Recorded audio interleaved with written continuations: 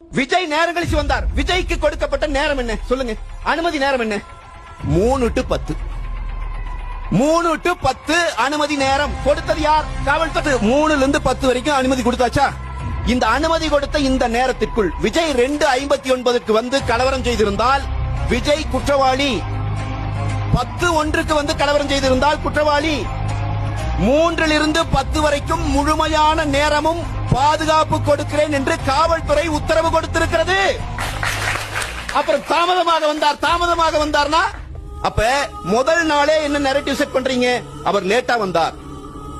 அவர் லேட்டா வந்திருந்தாலும் பாதுகாக்க வேண்டிய பொறுப்பு உங்களுக்கு இருக்கிறது என்பதையும் சேர்த்தே நான் சொல்லுகிறேன். அவர் தவறாக எண்ணிக்கை கொடுத்தார்.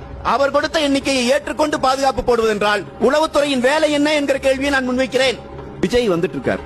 இவங்களுக்கு தெரிஞ்சிருச்சு, காவல்துறைக்கு. அவங்களே சொல்றாங்க, அவங்க தரப்பிலே சொல்றாங்க, கூட்டம் அதிகமாயிட்டு இருக்குது, தாங்க முடியல, மிகப்பெரிய பிரச்சனை ஆகுது, குடிக்க தண்ணி இல்ல, பாட்டில் இல்ல, எல்லாம் சொல்றீங்கல்ல. போலீஸ்க்கு தெரிஞ்சிருச்சுல, விஜய் உள்ளே வந்தால் இந்த இடத்துல பெரிய அளவுல பிரச்சனை ஆகும் தெரிஞ்சிருச்சுல.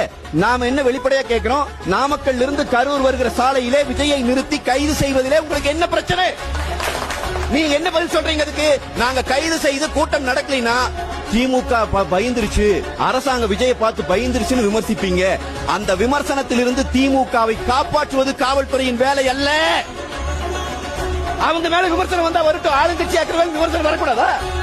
நீ ஆளுங்கட்சி மேல விமர்சனம் வரக்கூடாது என்பதற்காக அவரை அலோ பண்ணி இங்கே உயிர்களை போக வைத்திருக்கிறார் என்றால் நான் குற்றம் சாட்டுகிறேன். முதல் குற்றவாளி இந்த அரசாங்கம், இந்த காவல்துறை, இந்த